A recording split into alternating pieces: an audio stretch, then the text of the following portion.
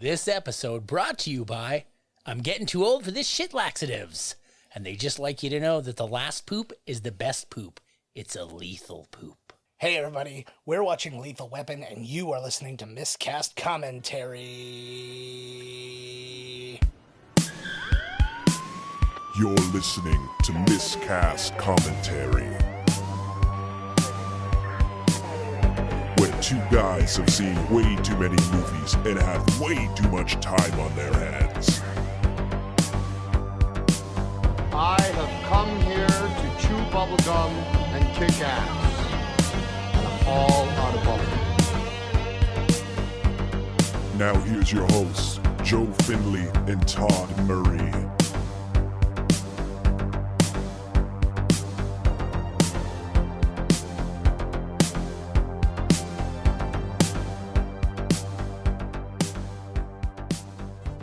Hey everybody, welcome to Miscast Commentary. I'm Joe Findlay. I'm Todd Tebow, the Sailor Murray. And we are actually back in the same room, but in God. a socially distanced format. He's across the room from me. Not your cat, though. No, not the cat. She is in you.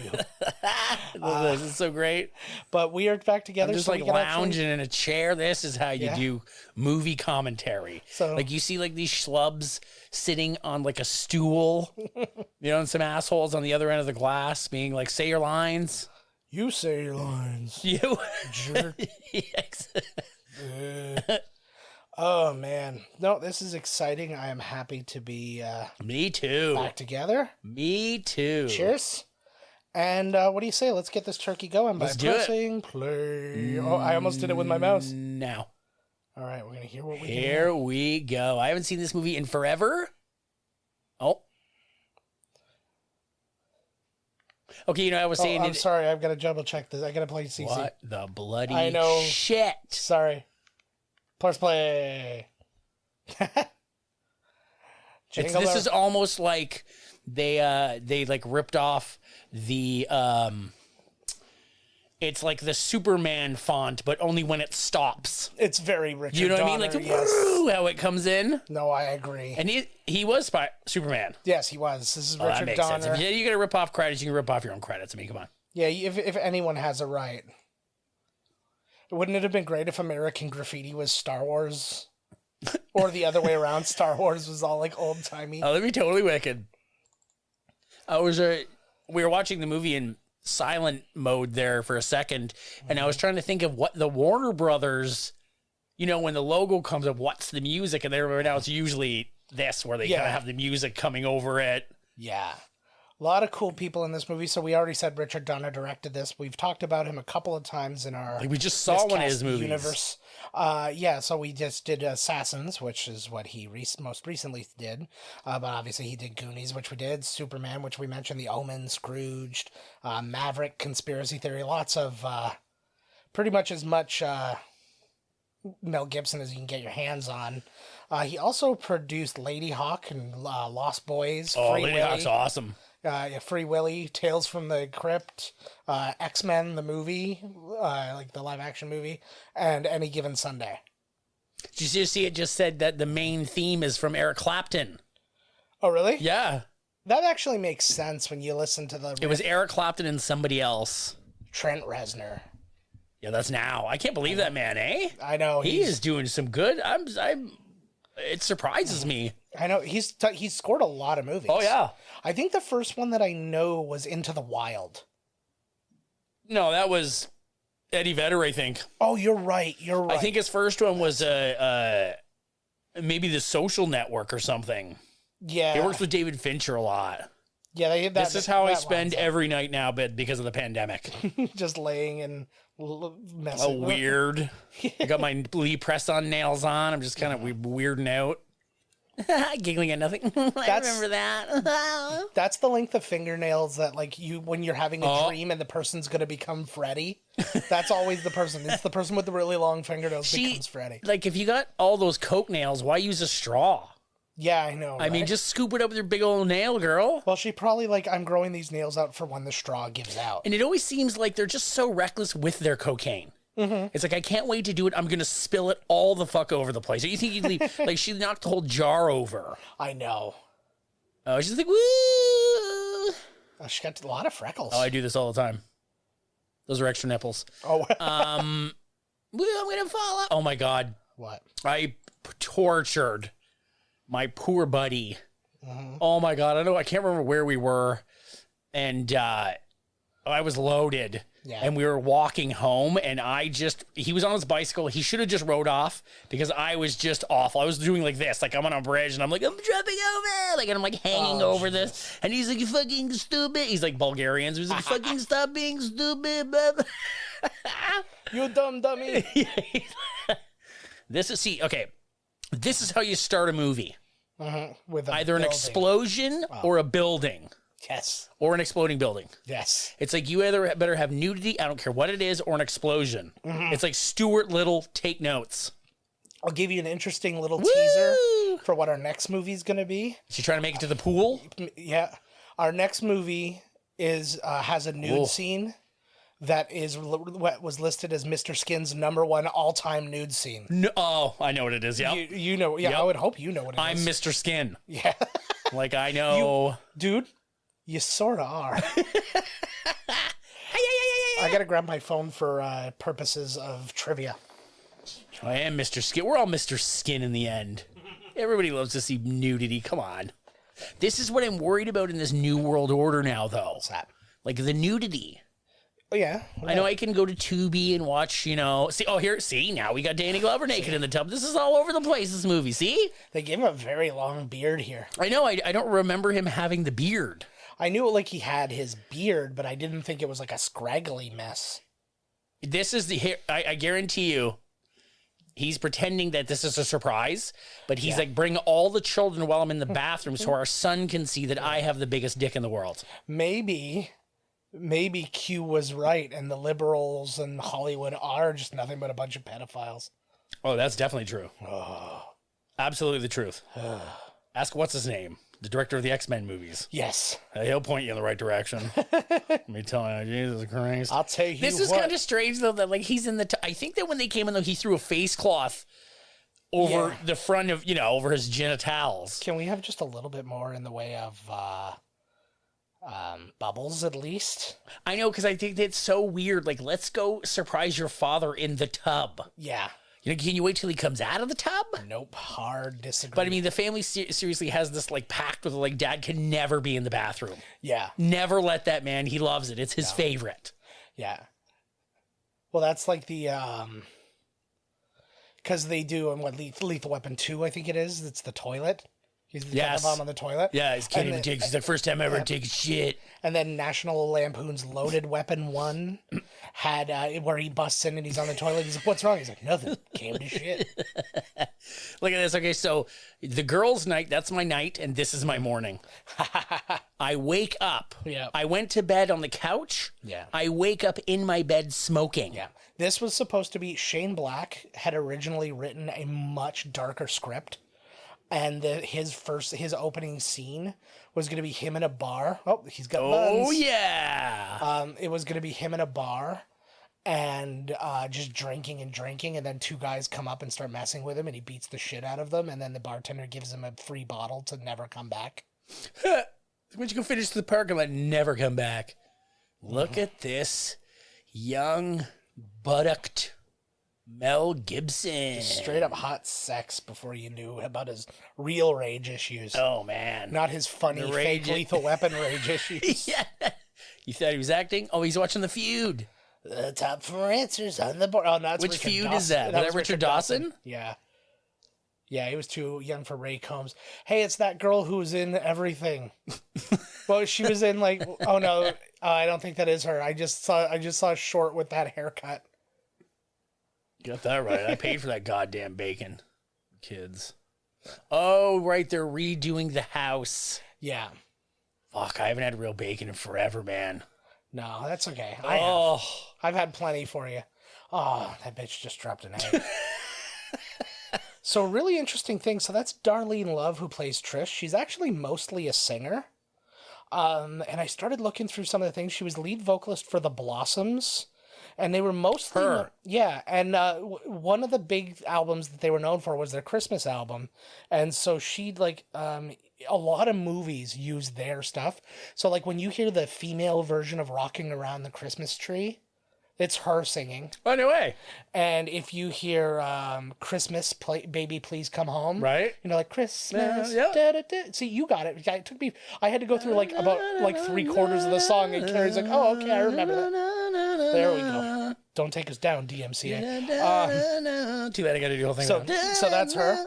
But this is the one that blew me away the most. She's the singer of the Christmas Time for the Jews sketch on SNL. The old, do you remember the Saturday TV Funhouse? Yeah, Saturday TV Funhouse. Yeah. So Robert Smigel did one. It was called Christmas Time for the Jews, but it had the California Raisin style like animation, Right. And it was all about how like the Jews take over on Christmas and stuff like that, right? But she's the singer of that. Oh, no way. And then there's also a song she sang called "Today I Met the Boy I'm Gonna Marry." It's featured in 16 Candles and Father of the Bride. Oh, no way. So yeah, I love. That's good trivia right there. That's Thank you good. very That's much. that's a cool one. Hey, can I tell you a little secret and some more spoiler for next week? We haven't heard the last from her. Ooh, I like that. So okay, we're gonna. I guess what is this? They're gonna be okay. You must be at the spot where they found the chick on top of the car. Yeah. No, this is when you find out he only does nothing cases. It's like rich ladies' dogs. Is that Vanity? Oh my god, I wish. The audio's out of sync. Oh from yeah, the it was just thing. like Mark McGrath. There's the mouth is off. That's probably the first time he's ever been called somebody considered handsome. You're fucking hilarious. That's funny. Okay, so what? I guess what they're going to be looking into this cocaine. Yeah. Riggs is going to walk over to it, do a big line, and be like, "This isn't cocaine. We got to get this off the streets." Yeah. Then he's talking to his girlfriend on the phone. I hope you get choked by some. And he looks over at Danny Glover and he's like, "We'll finish this talk later." Yeah, exactly. Right. How bummed were you when when he just kind of like flamed out, because he had his jail where his arrest thing, and then where he started going like the Jews went off on the cops, yeah, and it was that, and then that call like back to back in such like quick succession, and it just changed everything. Because I love Mel Gibson. Oh, he was so man. People say all types of crazy shit when you get, you know what I mean. He's a rage-a-hole. Yeah, but so you just say crazy shit when you get all raged up. I don't think he's really a racist. I know, but you know what? As mad as I've ever gotten, I've never started thinking the N-word. Right. Like, I think that's the difference. It's that stuff is like, he can be a decent person. That is true, though. It's not like, oops, I just accidentally, you know what I mean? Yeah. Went off for 15 minutes on, exactly. like, whatever type of, yeah. Ooh, I love that sexy. It's so... Hard LA Nights. It's too sexy for this movie, though. Like, this should be, like...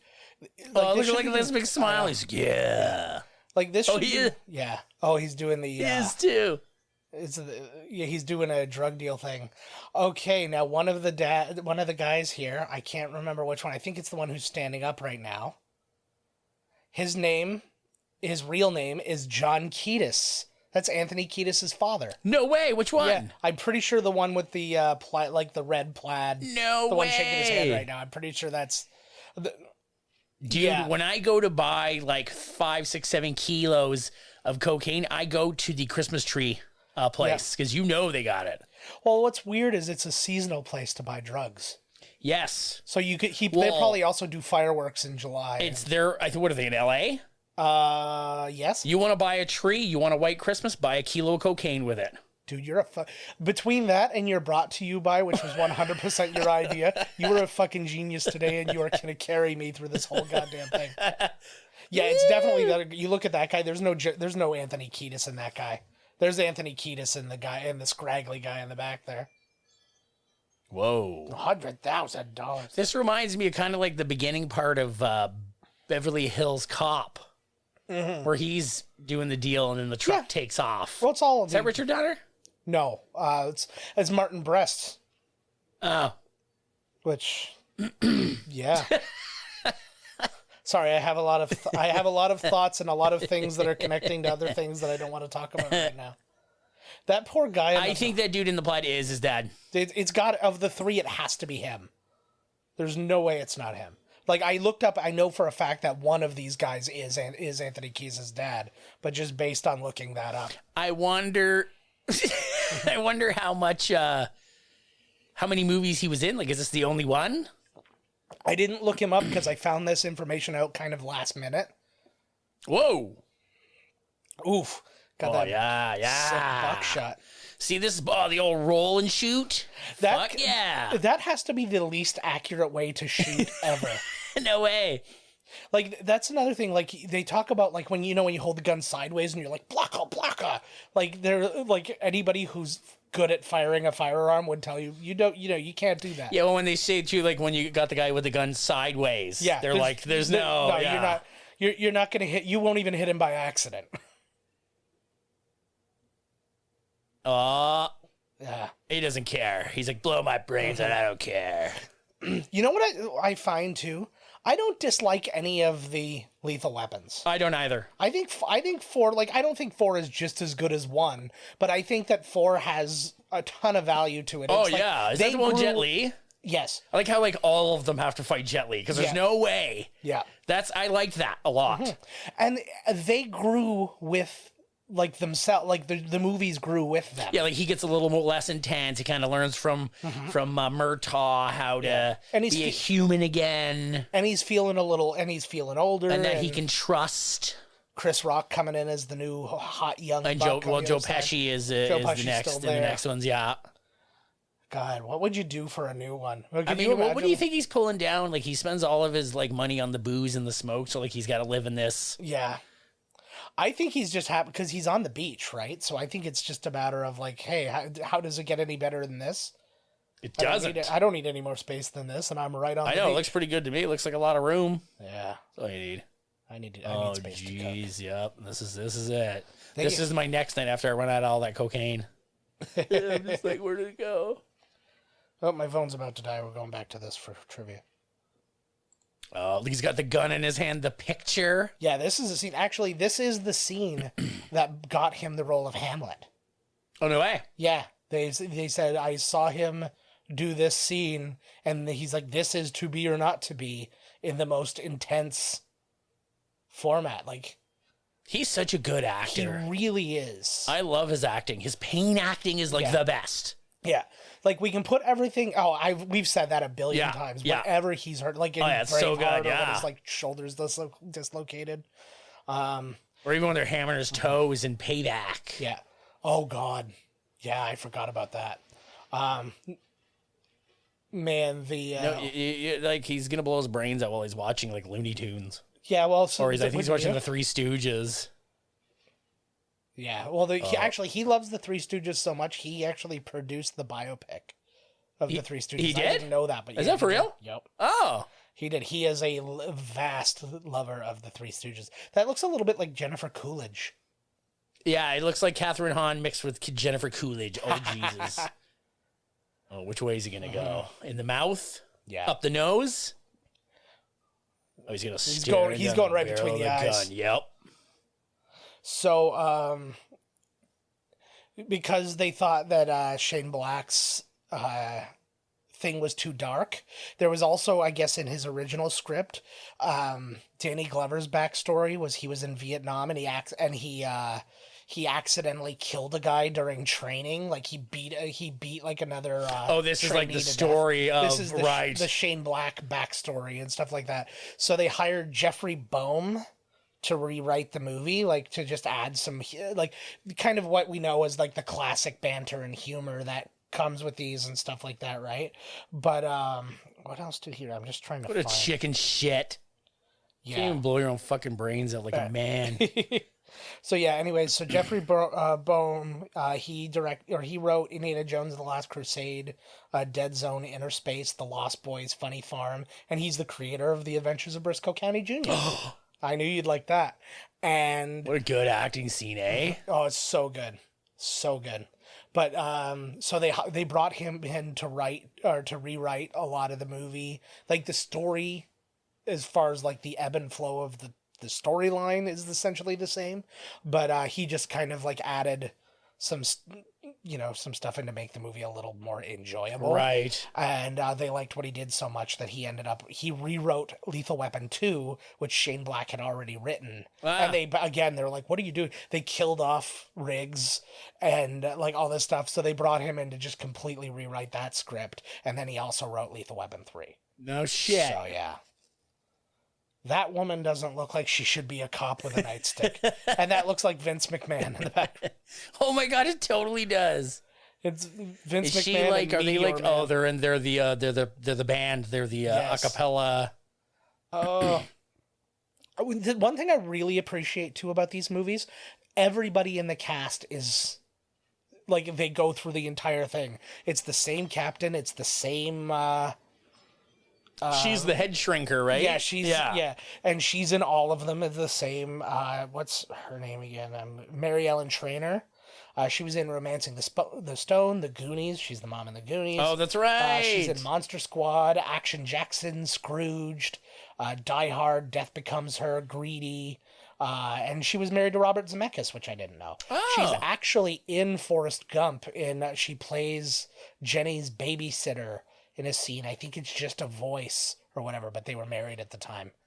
Go in there and yell at him while he's taking a shit. Yeah.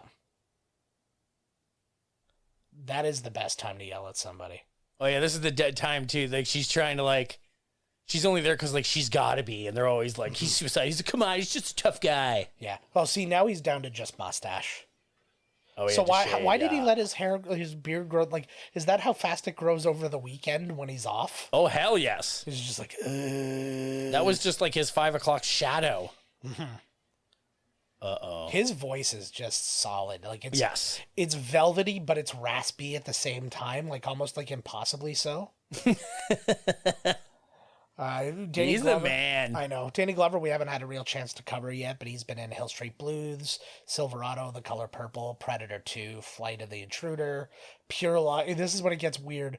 Pure Luck, Angels in the Outfield, Operation Dumbo Drop, Gone Fishing. Then all of a sudden, The Royal Tenenbaums, Saw, Dreamgirls, Be Kind, Rewind, Sorry to Bother You, Jumanji, The Next Level. He's in a billion things. I mean, it's friggin' Danny Glover. If you can get him, you get him. Oh, that guy. What's that guy in? This. Die Hard. Yes, I believe you're right. He's the other cop with the dude from Goonies. Oh, yeah, you're right. You are right. Oh, look where he's just hanging out. Uh-huh.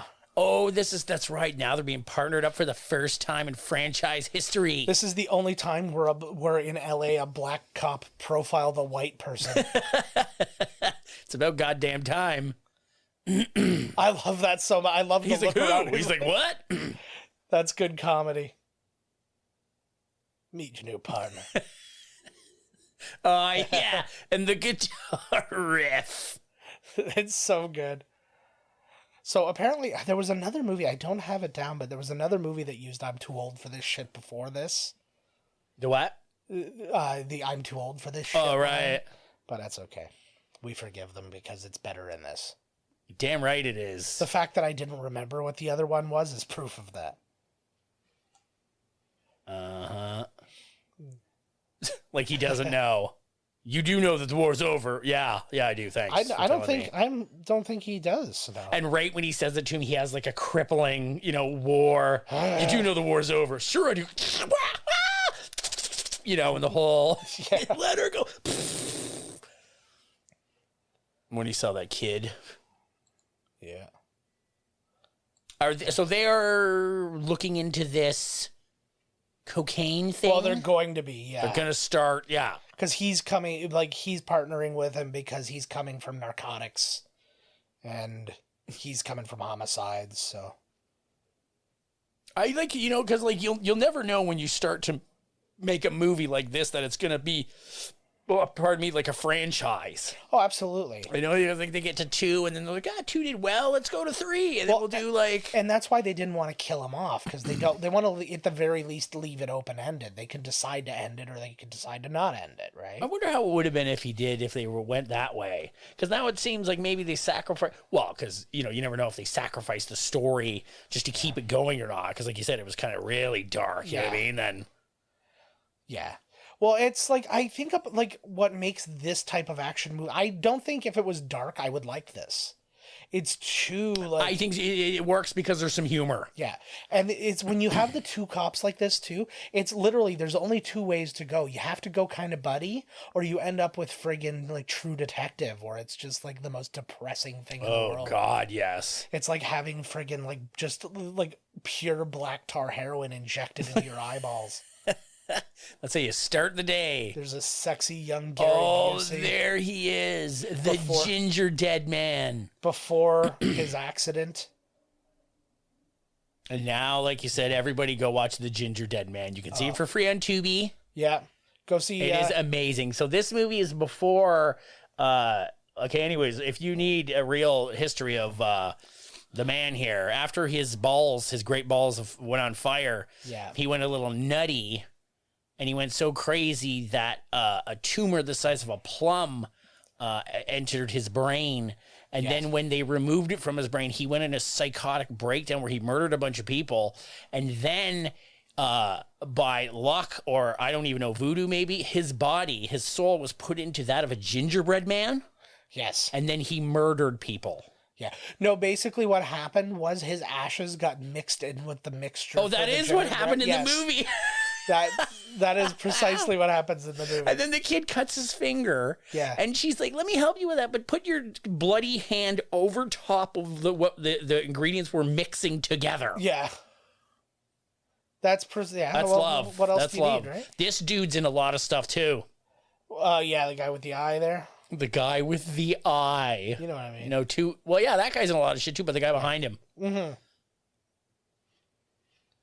Oh, this is just a host of bad guys from all across the board. Yeah, so a lot of interesting casting and stuff going on. Yeah, oh my God. He probably did this for real. This is just basic Gary Busey. Apparently, Gary Busey, like, this is just what he does, like, alone. But they wanted to hire a big guy to be, and, like, Gary Busey is, like, size-wise, apparently, and a pretty intimidating dude. But they were looking at people like Ron Perlman for the role, and a bunch of other people like that. But a lot of interesting stuff in this. Mel Gibson turned down a chance to be in The Fly and The Untouchables to do this. Good call. It was a good move yes. for him. Michael Biehn was actually considered for the role of Riggs after Richard Donner saw him in Terminator, but he wanted to do Aliens. So... You want to do what? Michael Biehn wanted to do Aliens instead of this. So... I wonder did they ask him first? Yeah. I wonder if that would have changed the trajectory of his career. It's interesting because I don't see him being a funny dude. Right. Like, I don't think Riggs is not funny.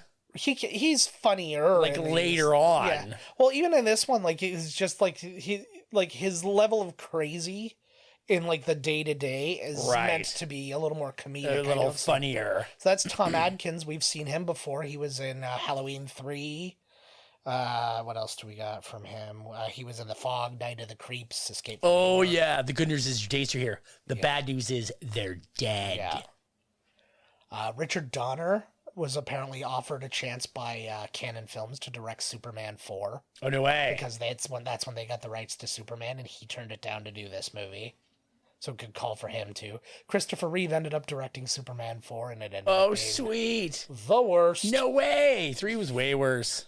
Although I do That's love... true, 3 was I do love Richard Pryor, though. Hold on, I gotta take in my... I'm getting hot. Uh-oh. Watch Todd strap. Woo! Oh, This guy's the man. He is. I think he's like... I just started watching Trancers. Yeah. What a movie. Nice. Oh, fuck. Okay. You actually did, like, disconnect the mic briefly, too. It's fine now. I think it's fine. This movie theater's warm.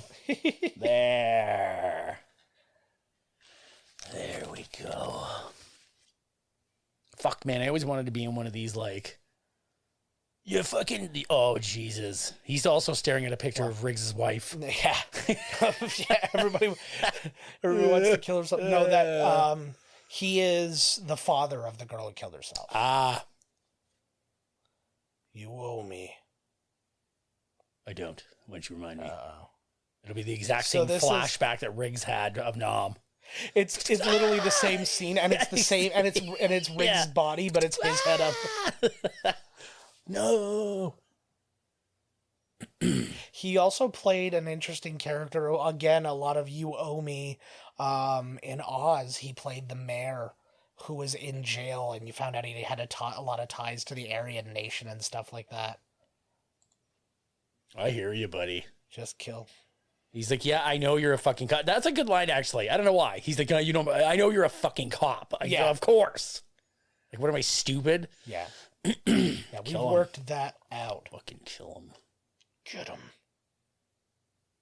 Gotta go. Don't you worry. Look at that crazy white boy over there. He's not letting anybody live. Yeah, that one doesn't look like he trusts me. So this is something that's interesting. So they served in La Drang Valley in We Were Soldiers, starring Mel Gibson. That is the battle that they portray in the movie. No way. Is the La Drang Valley. Maybe that's where, hey. She was about to step on my computer. Whatever, you fucking animal abuser. Did you just see that on camera? No, they didn't. Just missed it, eh? Yeah, you come back here, girl. You know where the love is. Mm-hmm. That hot dog, I love it. Look, they went for a little munch there. Oh, at least he's gonna finish his hot dog in every goddamn cop movie. It's like they just ordered their lunch. They get like 5 burgers. They're like, we gotta go. Boom, out the fucking window. Which I never understand. Yeah, the guy who's driving can't eat, but the guy who's not driving, he's got plenty. I would have been like, don't throw my fucking burgers out. Why? Like, thanks for just throwing my lunch out at it because I'm still eating it later. Yeah, you're totally buying me a new one. You Fuck, know that, right? I love street meat. Mm-hmm. I can't wait to go to Toronto and get some street meat. Is that going to be a thing now? Like, not? Well, I guess as long as you're not standing. I don't know. They weren't open. They weren't open last time. Restaurants and everything are open again. Yeah. I'm seeing people on patios and no, but even when the patios were open, they weren't. Yeah, that must be a weird. You can't like regulate what's going on the street. Right. Not even the man can regulate the streets, baby. Regulators. Regulate the Steeler A-Man's probably. We damn good too. Mount up. It was a cool back night. A clear back. That was so weird. We just do the whole thing. You're Warren. You're Nate dogging up. Just hit the east side on the LDG. You know, whatever. Oh, they get called out to the old jumper. This one I never got. Why? It's like it's my life. If I want to jump off a building, yeah.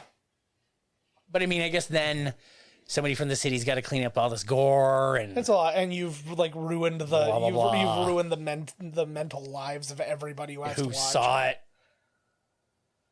Yeah. I wouldn't be the type of person that would be hanging around. You know what I mean? Let's go downtown. Some guy's gonna jump. Yeah, exactly. I got nothing to do. I might be there actually now. Like I'm so fucking bored. I'd be like, okay, I'm gonna go. This is what people do. No, but this is what people do though. If something crazy's happening, everybody stops to watch. There's no like, ooh, I should mosey on along my way.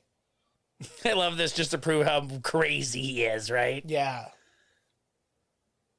He's got the same attitude as Dabney Coleman in Short Time, where they switch their charts and he wants to die. Because they accidentally switched their charts in the hospital, so Dabney Coleman thinks he's got like a month to live, so he's trying to die on the job. What a good movie! Yeah, it's a brilliant. Yeah, and then he never does. Premise. He becomes like hero cop because he just. That's what Riggs is doing. Yeah. Look at those beautiful eyes. He was only think about this. He was 30 years old when he did this movie. That's it, eh? That's it. He's playing 38, and then Danny Glover is 40, so he's 10 years older in real life than Mel Gibson, and he's playing 50. So they aged each of them up they aged him up 10 years, and they aged him up 8 years. I like that. They're playing older, which is never, usually they're playing younger. Yeah. I like that. Oh, what's even funnier is that Danny Glover is only 15 years older than his oldest daughter in this movie. Like in legit. Right, yeah. Because she's playing like a 17-year-old or something like that, but she's actually 25. Why is he always smoking? I mean, he's suicidal. Mm-hmm. This is the long route. If he continues putting the gun in his mouth and chickening out, at least cigarettes will get him eventually. Yes, this is the slow burn. Yeah. Woo! He's got his crazy eyes on. Yeah. They really, you know what? It's so funny that they saw enough in him to do something like this, though, because they hold hands. Like, yeah. He grabs his hand. Because in like Mad Max, I mean, you're not getting a lot of acting out of him in any of the Mad Max movies, right? Oh yeah, like the stunt guy was so not. Oh yeah, no, and we never saw them hook this up, right? No. Well, he was stalling. That's what I was guessing. Like they pumped that thing up while he was. Yeah. Because I would just go jump at a different part of the building. Yeah, that would have been. I'm like, oh, you just set them out of thanks. I'm gonna just take 5 feet over and. Yeah. So he hasn't been looking this whole time. But anyways, like I was saying when you were totally not listening to me, it's amazing that they saw this much in Mel Gibson because I mean, like, really, all you had to work off of was the Mad Max as far as like a wide movie. Right. You don't get a lot of him in Mad Max as far as like his range of acting and stuff. He's kind of a right. You know, that's about it. Yeah. Well, they always said like Tom Hardy was so good in the new one. He was so nuanced and blah blah blah. Yeah, he moved his eyebrow a little bit, and I got. I think what's her name? You got that right. Mm-hmm. Ooh. I had a bullet cake once.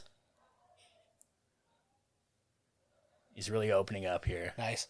Apparently, in that suicide scene too, they put a blank, like a bullet blank, in there, like the same kind of thing that killed Brandon Lee. Yeah. Well, it was the packing that did it, but it was like just to add a little bit more tension of the idea of what he's staring into, right, and stuff like that. So they went crazy. He died. He's a CG for the rest of his career. Whoa.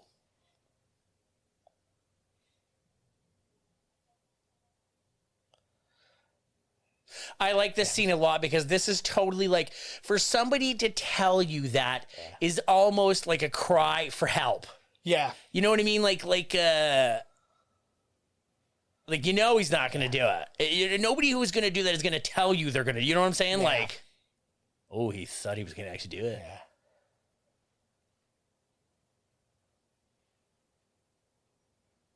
Yeah, he is. The little twitches and stuff, like he's got a face that just like works movies. A bullet, and he's like, I got another gun, sucker. Woo! Fucking shit. That is a stressful way to spend your birthday, by the way. This is his birthday. Oh, that's right. This is his 50th birthday. Fuck, man. You can't even take the day off. Mm-hmm. That's a cell phone back in these days. Holy fuck. Look at that. Oh, he's talking to the shrink. Yeah. Well, that's good news. He's a totally fucking nut job. He's going to get you and your whole family killed. So great. See ya. Huzzah. I wonder what the phone bill on that fucker is. I don't know. I think it's like running off a military satellite. Oh my god, he's like he can hear her.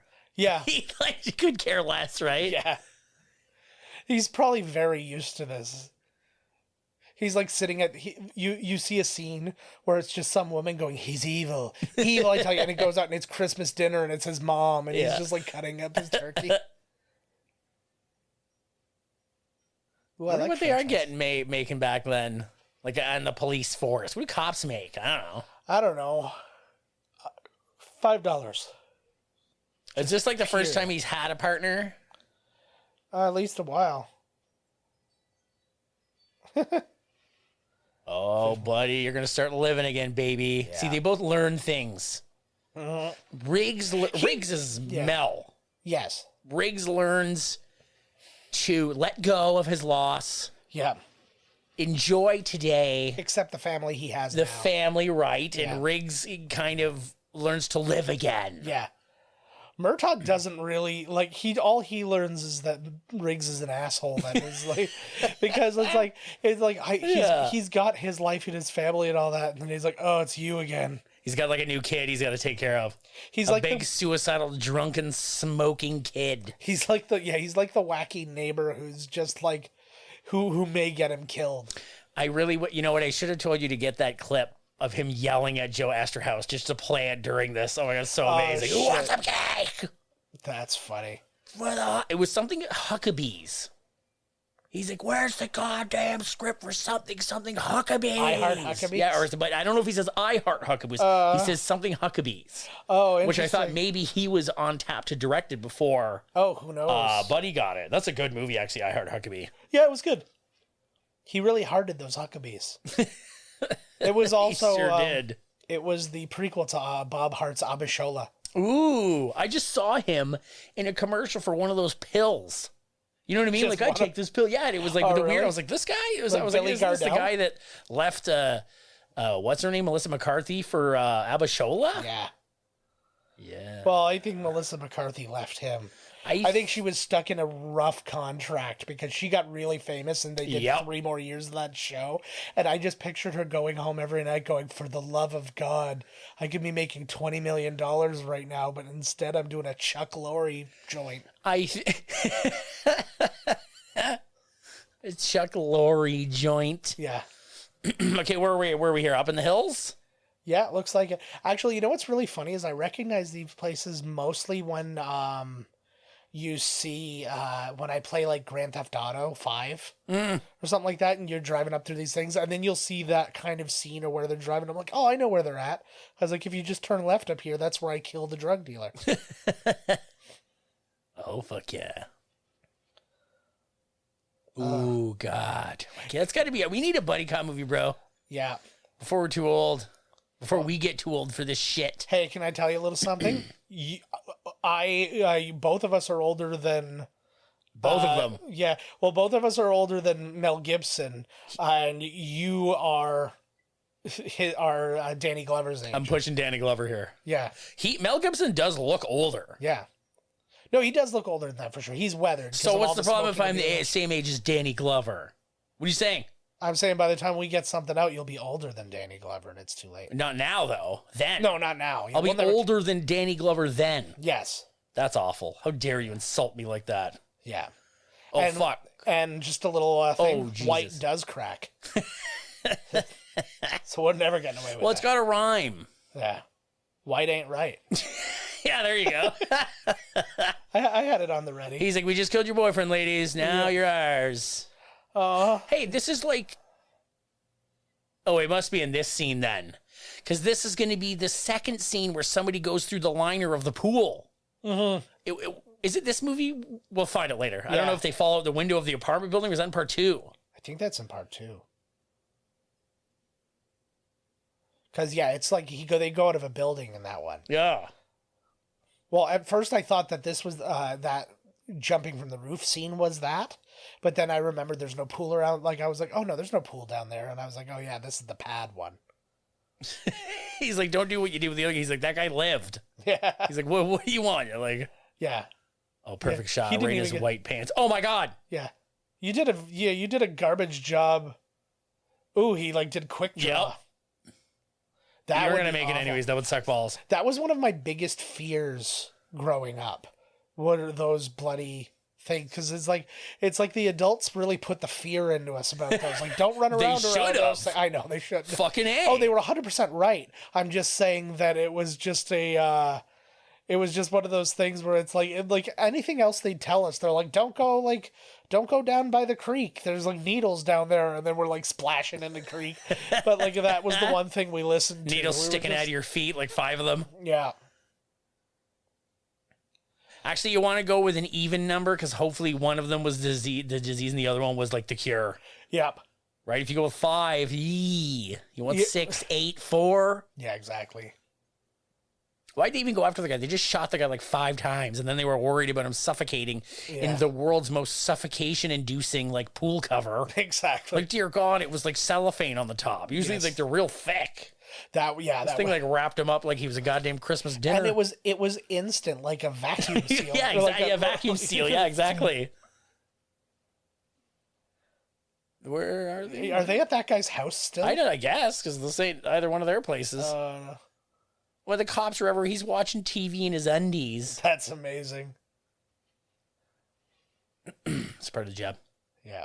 If you're in war, yeah, okay, and you save my life, can you really say, like, you owe me one? Like, it's our job to save each other and kill the enemy. There's definitely no I owe. Well, you know what I'm saying? Like, an I owe you is I come to you, I need a favor, something. I don't think that there should be no need for like a quid pro quo of I owe you. Right. Like there's no way that guy should be calling in that shit. Right. But yeah. But at the same time, like, as the person whose life was saved, I would feel that. Right. I would be like, I would not be alive if it wasn't for you, and I'll never forget that, like, kind of thing, right? So basically, you have a right to be a shithead to me or whatever, and it's like, I just have to forgive you. Oh. I was going to say the worst comment ever. What? Okay. Let's just I was going to say, even Danny Glover can't tell black people apart. He's like, which one of these is my kids? That's on him then. That's on him. Well, if he says that, that's not your fault. You know what, and to be honest with you, in the reverse side, I don't give a fuck. I used to know these Filipino dudes with the boats, and they'd be like, I can't tell you apart. I was like, that's hilarious. I don't give a shit. Oh, no. Like, I don't care. Yeah. I don't give a fuck. This is the first time that he meets... Yeah, he's meeting the family for the first time. Now that I know she's a singer, she couldn't be anything else. I agree. She looks like she should be in the Pointer Sisters or something. She reminds me of... I feel like I can see her... singing. Yeah. Yeah, she was also a backup singer for Elvis back in the day. Oh. I don't know how far back in the day. I wonder how they got her in this movie. I have no idea. And like most of what she does, when you look at her thing, she's got acting roles. But like more recently, she's got like very small, like she was in the Christmas Chronicles 2. Ooh. With Kurt Russell and Goldie Hawn. Oh, I like that couple. Oh, so the daughter's 17. Yeah. And in the next couple, doesn't she end up with Riggs? No, he keeps thinking that that's what's going on. Oh, that's right. But she ends up with Chris Rock's character. Right, that's right. And he thinks that they're doing something, but then it's like, it's all in his head. It's always, we're planning your surprise party. Yeah, they're both naked in the bathroom. Like, what are you doing in here naked? We're playing. Oh, yeah. Continue. Just for my surprise party. We hid the surprise party plans in her vagina, and my penis is the only thing long enough to get it out. Exactly. So that's Tracy Wolf, who's the daughter there. She is in a couple of TV things. She was in The Cosby Show, like, for a couple of episodes. She's modeled occasionally, but she hasn't done anything else really as an actress. It was like these movies and then just a couple of little spots, and that was it. Which is kind of like crazy to me. You would think like even like this movie had it introducing Tracy Wolf. Like that's like kind of like this is her first thing. This is her like coming out. Right. Then nothing else really came of it other than the rest of these movies, which is true of everybody. Like they didn't replace any of them. I find that very impressive. I like this. Mm-hmm. Like even. Oh, God, they even had to make... Like, this is the whitest black family in the world, and they even made him rap. They live next door to the Huxtables. Yeah. Actually, this is a very well-known place because this is the Warner Brothers backlot where this house is. Oh, is it? So it does look kind of familiar. It's in a lot of things. They said it's in tons of movies. It's like random people's houses. It was, notably, it was like one of the houses in the Partridge Family. Oh. And it was like... So it's like they're on the lot. Yeah, they're there. And very close by is actually the fountain from Friends. You know that... Oh, my God. Yeah. Did you hear the thing that somebody said... I don't really watch Friends. No. But somebody said that they had noticed a tick that Jennifer Aniston does every time she speaks. Just before she speaks, she does something. I don't know what it is, but once you see it, you can't unsee it. And it like ruins Friends, apparently. Oh, really? Friends was already ruined for me. Oh. She does a lot of Everybody who does an impression of her. Everybody who does an impression of her always does. Oh, I went to this. Maybe that's it then. I don't think... I want to go back to the rapping, the freestyle rapping. Yeah. The daughter was doing pretty good. They shouldn't have stopped her. And I don't think that... He looks like the kind of guy who would be into jazz or something like that. Not jazz. I don't want to, blues. think of... He's a blues But something, guy, yeah. and I think that he would be the type of guy with like, what's this shit? Yeah. when he hears rap. He might, you know, he's probably like into the, you know, the Eric Claptons and the, you know, whoever the hell else. But in fairness, though, I guess this is still technically early enough. Like, they made this in 86. Yeah. So I think this is still, like, we're just coming out of the really, really innocent rap of the, like, like a hip hop, a tib, hip into the hip, right? Which is the weirdest song. Have you ever heard that entire hip hop? Song? You don't stop. He's just like making words up. No, but like there's like 5 different guys rapping in it, and they all just basically rap all their rap. Like everything they had, they're just going. And one of the verses is about how like Superman's got a tiny dick, and like it's literally he's like I'll go to get with Lois Lane, and he talks about how like he's like how Superman's got a small package, and like it was just like I was like, what is happening? I was like, there's no cohesion. It was like almost like it's like picture this is gonna be my second straight Wu-Tang Clan analogy, but imagine if you like did a song and like every single person from the Wu-Tang Clan, you're like, go think about whatever you want to think about, and then everybody come in and rap that as your verse, and like one guy start like talking about like he's like, I gotta buy a new pair of cleats for the softball tournament, and then the next guy's like science reward. I think that was Grandmaster Flash, and the Furious 5 or whatever they're called, right? They're furious. They don't care. I don't care what you're talking about. I'm talking about this. Exactly. It would be like when we used to do those like stream of consciousness writing things where you'd have to like pass the paper back and forth to each other, and we just ignored each other's story. Where you were just like, once upon a time there was a castle and blah blah blah, and you were like space pirates, blah blah. And, like it was just like you went in a total different direction. And the guitar wails. And now everybody's cats. Deal with it. Oh, now they're gonna be all hung over. Well, Riggs is used to that. Yeah, exactly. Murtaugh's gonna have a big old headache. Well, it's the only way. It's if he doesn't drink, he wakes up in the morning and he's like, oh, the clarity. I mean, what? It's our second day together, bud. Yeah.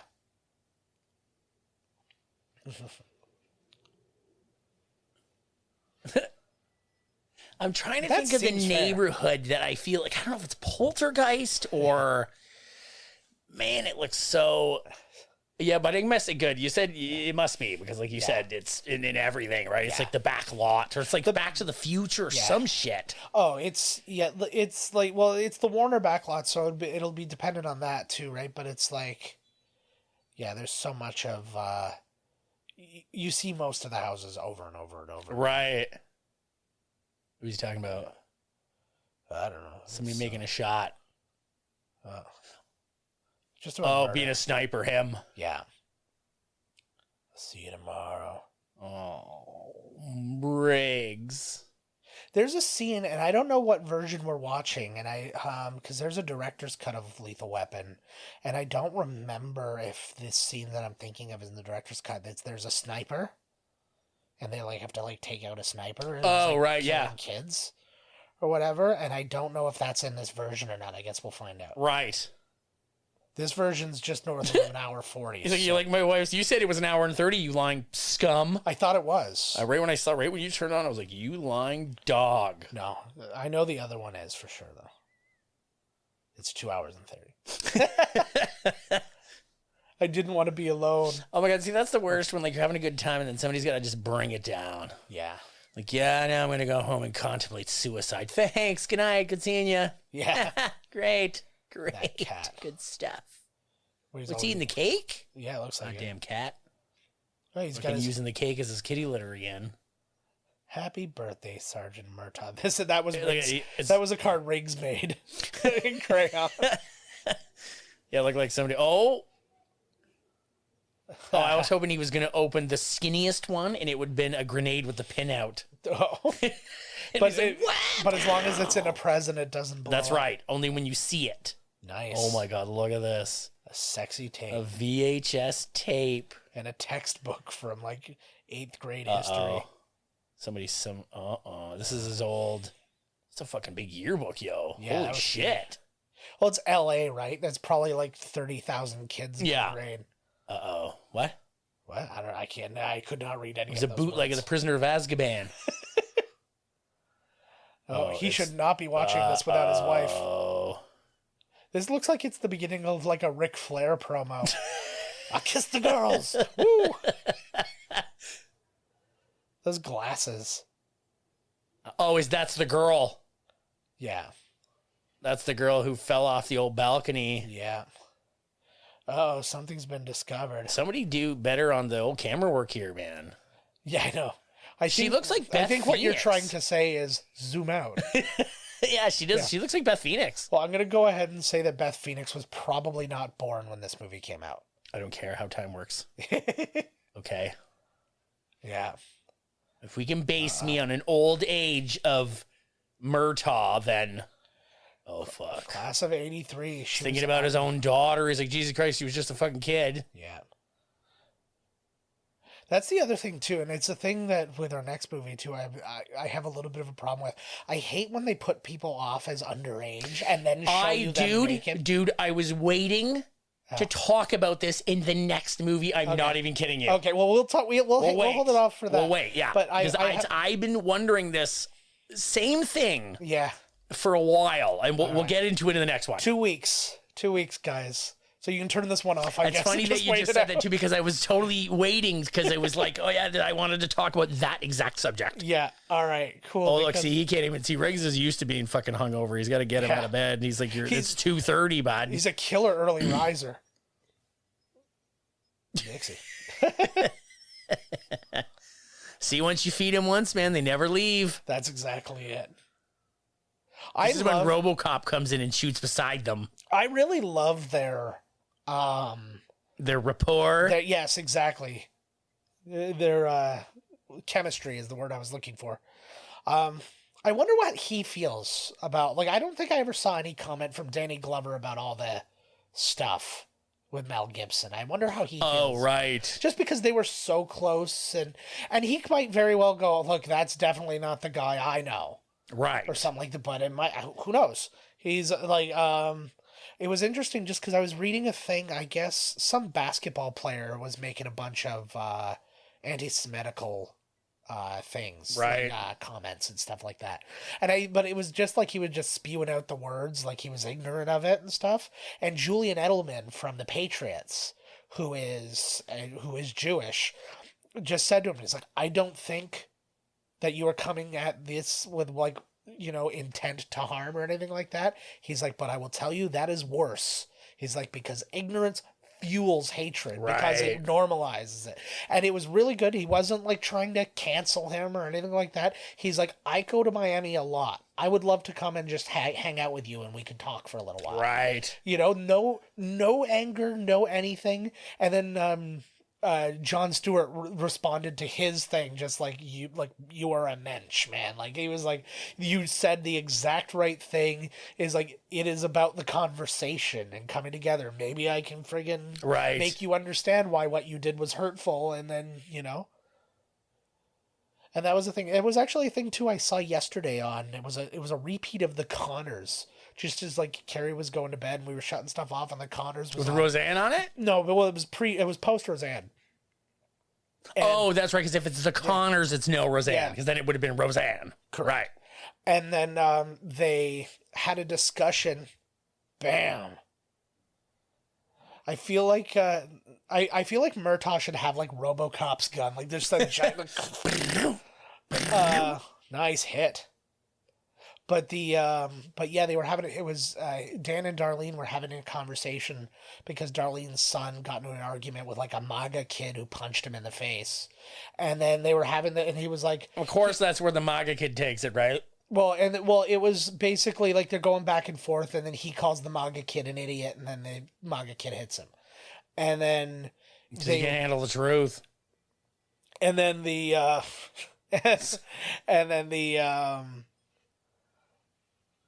and then he just talks about, he's like, why can't it be like, he's like, me and my friends, we argue over who's ruining this country. And then at the end of the day, we both realize that this quarterback's better than this quarterback. And that's all that really matters. And then she's like, no, you can't have a conversation. We're going to vote. And then whoever loses, they just have to deal with it. He's like, how is anything ever going to get fixed? Yeah. Like how the hell does that work? People have to talk to each other. Love that. He did say that he was a super marksman, right? So Yes. like, what the hell? Shit.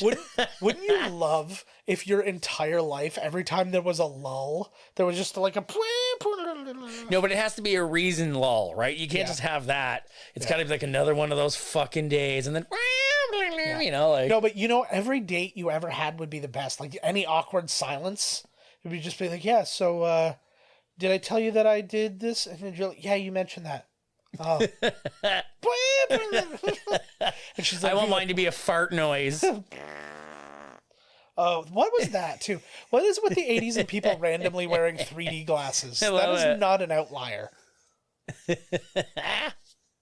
The new pair that I have is like, yeah. I was just going to say that plane's about to crash into that house, and instead the house blew up.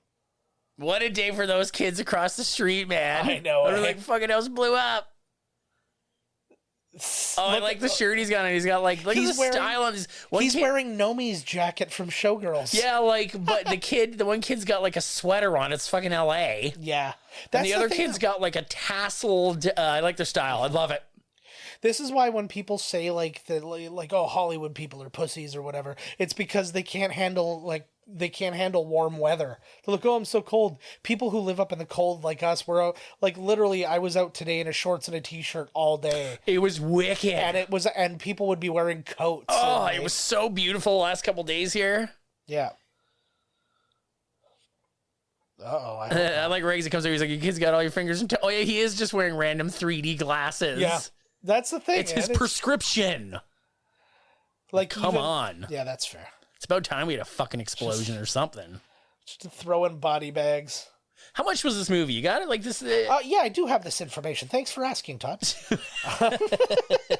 The budget was $15 million. Oh, that's not bad. And it made $65.2 million. It debuted number one, beating Nightmare on Elm Street 3. Ooh. Which was interesting because John Saxon, who is the what's her face, Heather Langenkamp's dad in the Nightmare on Elm Street movies, and he was in Nightmare on Elm Street 3. He turned down the chance to play Mr. Joshua, who Gary Busey plays in this movie. Oh, no way. So that's fucked. Yeah.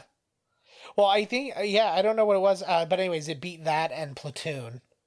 Were the top three movies that week. Stayed number one the next week when Heat, Evil Dead, and Raising Arizona came out. None of those movies, sorry, Evil Dead 2 and Raising Arizona, none of those movies cracked the top 10 their opening week. No shit. That's just how it was back then, though. It's like movies would have to like unless it was something that would basically sequels were the only things that debuted number one.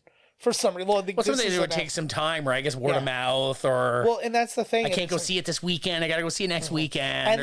And also there were still regional releases at the time, so there would be something's opening weekend might have only come out in the Midwest, right? And then nowhere else. It's no, this is a Midwest movie. Nobody in New York's gonna care. So weird, eh? But it's true. It's just how they did it back then because they didn't want to waste the money on trying to advertise it everywhere and stuff like that. And then everybody realized, no, and I think probably the internet made it easier too because now they can advertise it everywhere. Right. They don't have to buy ad space all over. That's why The Rock gets millions of dollars extra just to tweet about his movies because he has so many followers that it counts as doing an interview on Entertainment Tonight or something. Pretty much. Yeah. Pretty much. And that's why honestly they should use any good movie studio should just be using Kendall Jenner in their movies. There's too much Rock out there. Yeah. I've been oversaturated with The Rock. Now there's Little Rock, Middle Rock, Old Rock on TV. I'm oh geez. Yeah. Well, yeah, you got Young Rock, but I mean, overall, movie-wise, I don't find him oversaturated right now. He's not in a ton. No, he's not. I agree. I agree with that. I don't know. I just feel like I'm seeing him too much. Yeah. Oh, he's just putting himself. I think that with nothing else to do, he's just putting himself out there a lot. Right. Has your even he draws them in perfect 3D. Yeah, it's amazing. It appears to be two guys, one blue guy and one red guy sitting just offset from each other. So the movie, just continuing on with this stuff, it stayed number one in week 3 when the movie Burglar came out, which debuted at number 2. Then it went down to number 2 in week 4 when Blind Date came out. Then it went down to number 3 in week 5 when Police Academy 4 came out. Nice. Which is interesting because that has another connection to next movie. There's so many connections to the next movie that I almost shit my pants. Of course, there's so many people in it and everything, right? There's bound to be. That's true. And then it went down. There's bound to be some splashback. Yeah, and then it went down to number 5, that last week with the release of The Secret to My Success and the re-release of the Aristocats. Ooh. You know, it's really funny because we get down a lot on like when they're going to re-release a movie. You're like, oh, it's just a money grab. It's like because they did a lot. No, but yes, it is. But it's like we feel like it's something that's a modern thing. Right. They did it so much more back then. Like every time I look up a movie, there's at least one movie that's in re-release during the box office run of whatever. Because there's another movie in next week's that was in re-release that beat it as well. That beat that. Oh, like, is that like right? There's always, and it's mostly. I would think about why they would choose to re-release a movie. I think it's like probably on an anniversary or something like that, and this is still like VHS is new and expensive at this point. So the only way to see these movies were in the movies. Yeah, they were too, eh? So it would be like beta. Uh-oh, they're figuring some shit out here. I don't know how you can wear that. God, no wonder Murtaugh's sweating all the time. Like, fuck, man, you got like a sweater on. I guess you probably acclimatize though when you get used to like the heat, and then when it's even, it's only 97, you're freezing. Yeah, like I saw that when I was in Florida, and it was November. And we were there, and there were so many people wearing sweaters and stuff like that, and we're just like basking in the heat. We're like, oh my God, this is so good. Oh, are they going to say that someone pushed her? Yeah. Uh-oh. Take it easy. It's just a pill I was going to put in your drink to kill you. Just calm down. Yeah, you look at that guy's face. There's no trusting. It's him. Him and Dennis Farina are the two least trustworthy people in the world. He does have that whole like Dennis Farina kind of, but he totally reminds me of. But it is him anyway. So yeah. He's always like the sheriff. Oh, absolutely, and the crooked sheriff. Like he was the crooked mayor. Yeah. He seems like he would be the bad guy in like a Charlie's Angels episode or something. You know what I mean? Like I really bet he was. He probably was.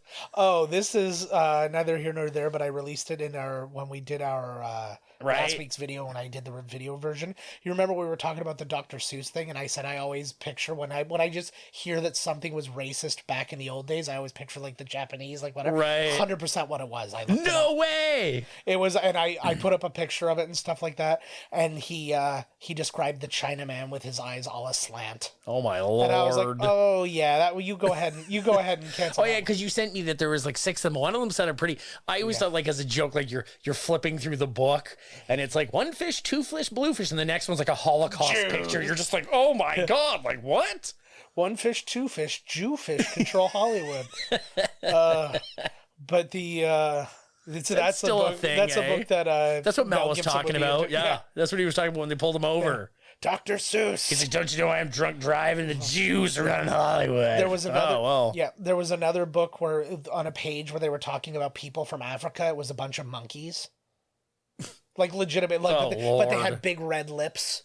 Did you see? Like he's got all a party nog out. It's just like, who doesn't love warm party nog? They got to show it again.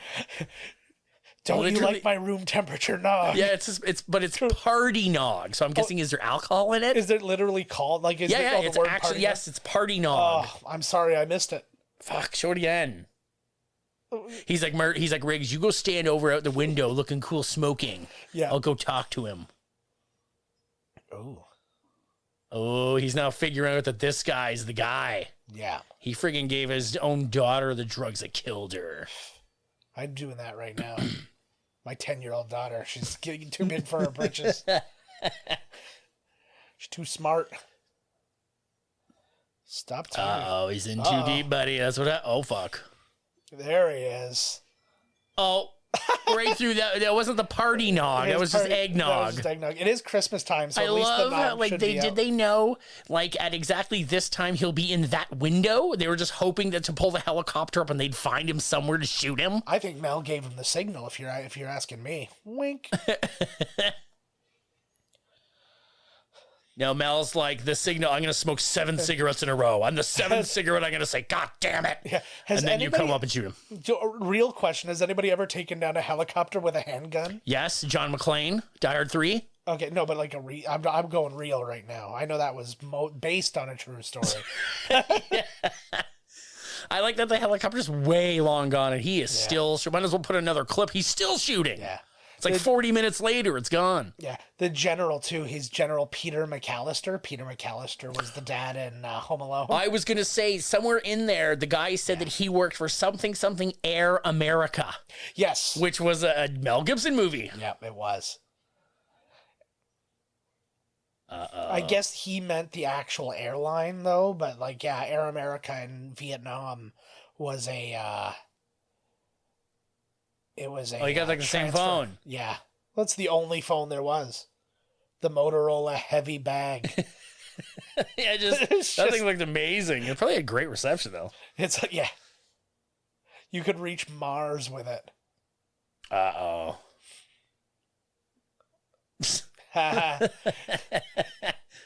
I feel like that's a joke he really told to hookers, like in real life. Exactly right. You got to get him laughing first if you want to get him in the alley to kill him. You got to build a quick report. Oh my God. He's there to drive by literally everybody. Wow. It's was that Gary Busey? It looked like him. I don't know. Everybody in California. Anybody that they speak to gets shot. Yeah. Look, he managed to they got around the corner and Murtaugh was running after him before he even made it through the window. That's how badass he was. Oh fuck. He spits out the bullets.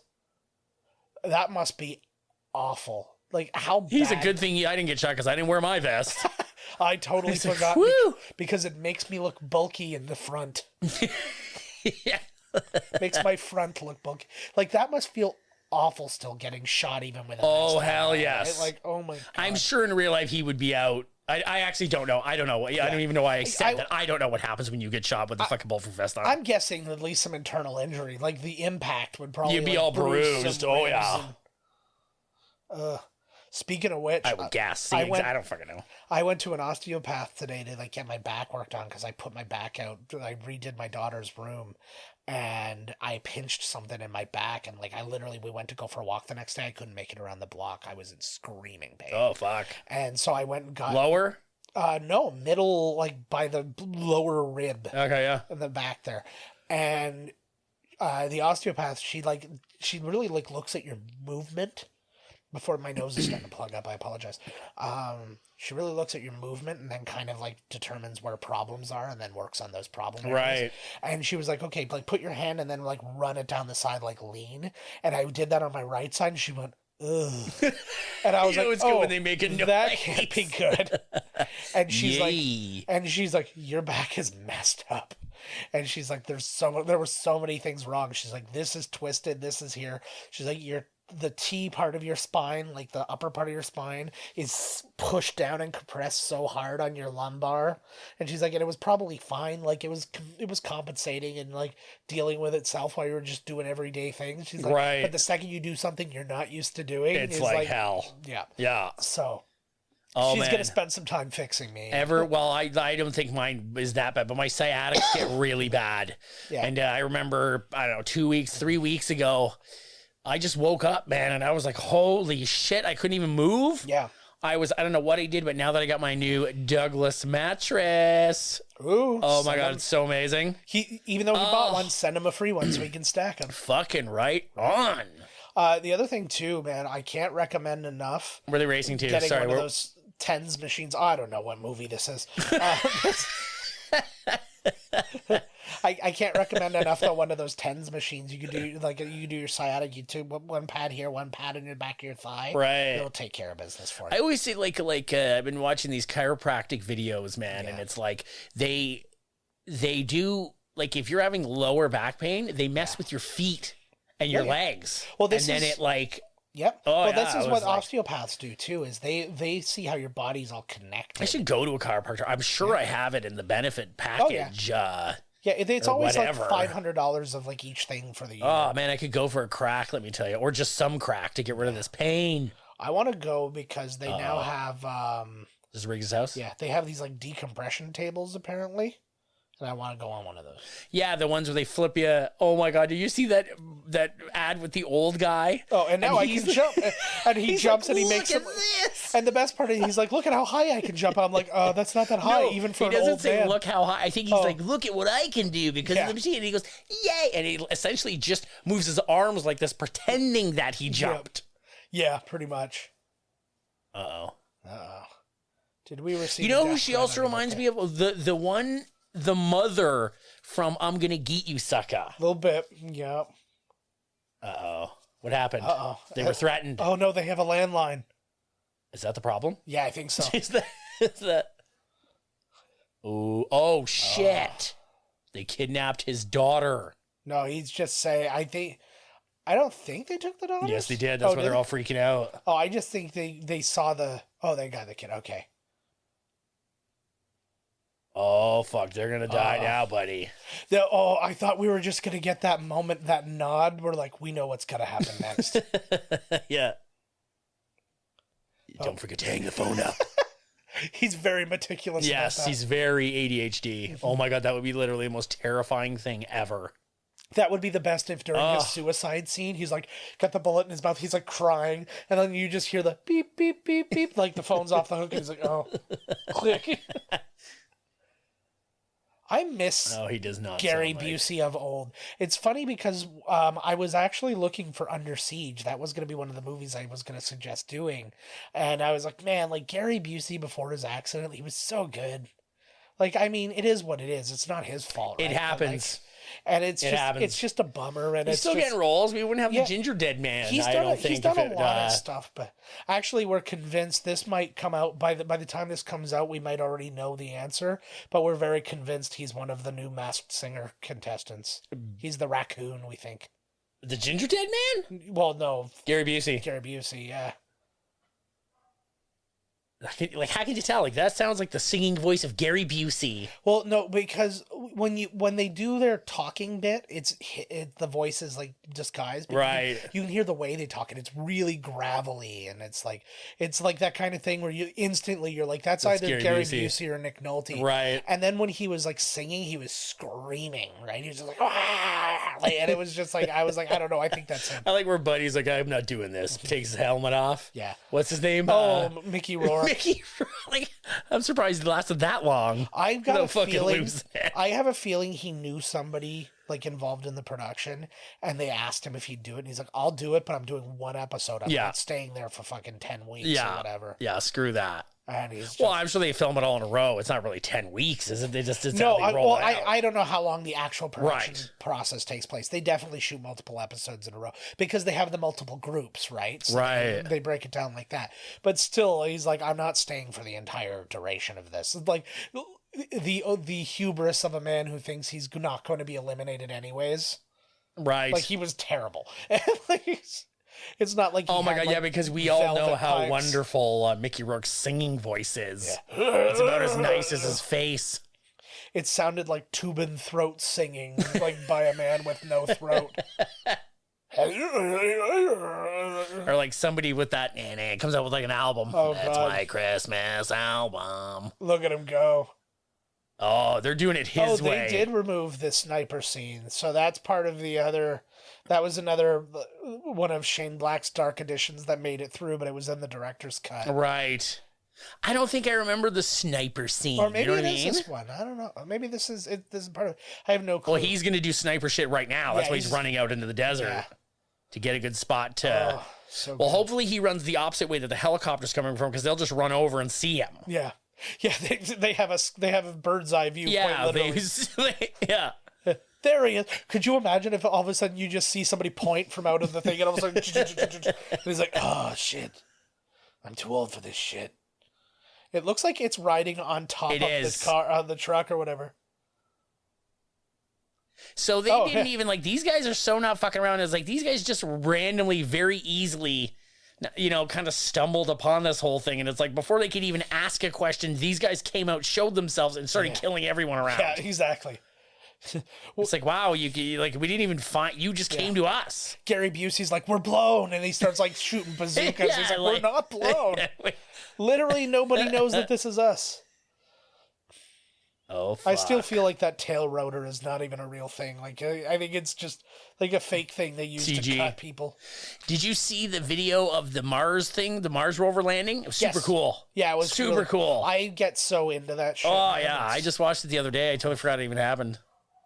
So I got so Now that bummed Trump's out. off TV, like, I don't even watch it. Yeah. Like, I don't even watch, like, I used to watch it and just get so mad. Yeah. And now I'm like, I don't even care about anything. Yeah. It's like everything feels more like the status quo of like it's that kind of generic, like, yeah, whatever, It's whatever's like, happening is happening. you know, you hear like Joe Biden's dog nipped at one of the security off. That's like the hardest news that we get out of there. Before it was like Trump pressed the Diet Coke button, one didn't instantly appear, and he bit a lady. You know what I Yes. mean? You're like, wow, that's news. Yeah. And then he said fake news after biting her. Yeah. Fake news. But I'm so like my mental health has definitely taken a boost since he's been gone. I even I think stopped. everybody's. I made a point on Twitter. I don't like no negative crap on Twitter. Only positive stuff on Twitter now. Good. Yeah, I was like, I can't do that. It's like the Good News Network. That's what I always thought there should be, man. The Good News Network. Did you ever watch John Krasinski's Some Good News? No. Yeah, it was a lot of fun. He did a lot of like really nice things for people. There was like a girl who like her favorite movie was Frozen, and I can't remember, something had happened, but they got like the entire cast of Frozen to come on and like sing to her. Cool. Or no, it was That's Hamilton. cool. It was Hamilton. She had bought Hamilton tickets with her own money. She was like 13 years old. I tried to watch Hamilton, but it's a musical. Oh, I loved Hamilton. I'm like, starts singing. I'm like, eh. I liked Hamilton a lot because it was so many different styles. I should watch it. I'm kidding. Like, I should watch the thing. Yeah. Like, there's some that just, like, even, like, I liked Rent at the time, but now Rent bores me. But, like, Hamilton, comes at you with so much variety, and none of it is show-toony. Right. And it's just like, oh, What a this strange is fucking idea refreshing. for a musical, too. Yeah. Like, what an Well, it was original based kind on- of a... Yeah. Well, it was based on, like, when he did the thing ages ago. There's that grenade I was talking about. There he is. I found it. But he originally went to some like poets thing for Obama back in the day, and he was putting together something called the Hamilton mixtape. And he did the first number by himself, and it was just like that. It was without like a whole cast. It was just Right. literally him, and it was basically all from the point of view of Aaron Burr. And it was brilliant. And then I think they ended up like workshopping it into a musical. Cool. And then it became this monster of a thing. And I was so impressed by it. And like, those guys are going on to big things. Daveed Diggs, who's one of the actors in it, is the new, for the live action Little Mermaid that's coming out. He's playing Sebastian. Who is? Daveed Diggs. He was in Hamilton. You'll know him to see him. Oh, shit, they just shot Riggs. Yeah. Oh, fuck, it's going down. Murtaugh, whatever. There's a burger place in Toronto called the Burger's Priest, and there's a They're supposed to have a very good burger. they have a great burger. They're always in the Now magazine, like top. Yeah. They were also on You Gotta Eat Here on the Food Network, which is like diners, drives, and dives for Canada. But they Guy Fieri here. but Heart they have attack number 10. yeah, but they have a put some more Wham sauce on that. Yeah. But they've got a milkshake there called the Riggs and Murtaugh, and it's a black and white milkshake, Oh, cool. which I just had a black and white milkshake. Like the black and white cookie from Seinfeld. Yeah. Well, this one, it's basically a black and white milkshake, or at least the one that I just experienced was vanilla milkshake with like chocolate syrup all around the outside. Right. And then it like all mixes in as you're drinking it. And it's really good. Rare. I always wanted to try that milk that they had at the milk that Luke Skywalker drinks out of the that blue- weird aliens' penises. Yeah, it's I looked It's like it coconut up. milk or It's something. coconut milk and like a fruit mix. Fruity coconut milk. That kind of, Yeah. it looks like it's kind of tasty. They have that, and they have the green milk as well, and it's it's similar Jesus. stuff. That was part of our plans. We're now coming up on the year anniversary of that being canceled on us. Oh my God, I love that that's an anniversary of your life now. Yeah. Well, yeah, Well- 2 years now. Can't go to Disney. Well, no, because it was literally like just it's just because it lines up perfectly with the pandemic. 'Cause Oh my it was God. literally the week before, the week before we were supposed to go, the borders were closed. Right. So, he looks so official. Fuck. Oh, yeah. The torture scene. I thought for some reason this movie was over. I was like, this is going to be the last. No, there's a They still got to fight Buddy in the Rain. There's an MMA fight still coming up. Yeah. It's actually interesting. When that fight comes up, I'll just give you a little heads up. A member of the Gracie family helped choreograph that fight. No way. Yes, I've got his name. Uh-oh, they're going to pick the limo up with the helicopter. Girl, don't stop. Yeah, I know. Do not stop. He's trying to hook the arm there under the window. Yeah. You know what I'm saying? So we can pick up the limo. This reminds me of True Lies. Cannonball Run 2 as well, where they had the magnet on the bottom and they try to like lift the car with a magnet. Just like, no, I don't even know how to turn the radio on. Yeah, exactly. It's the limo.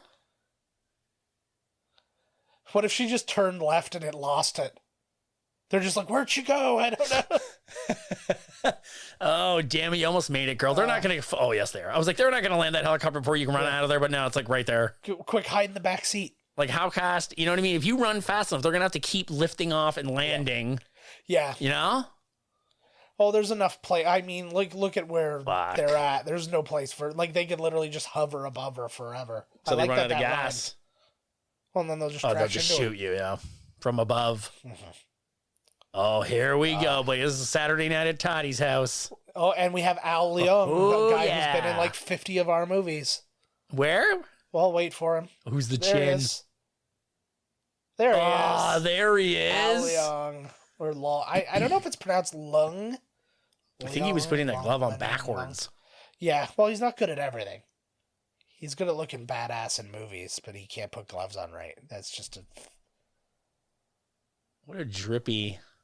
Just like their dirty hobo hideout shower? Like, what is this? They just let this thing drip? There's going to be mold everywhere in there. Well, it's not like it's their friggin' bathroom facilities. It's just a leak in the pipe. I really respect that he never did anything with his teeth.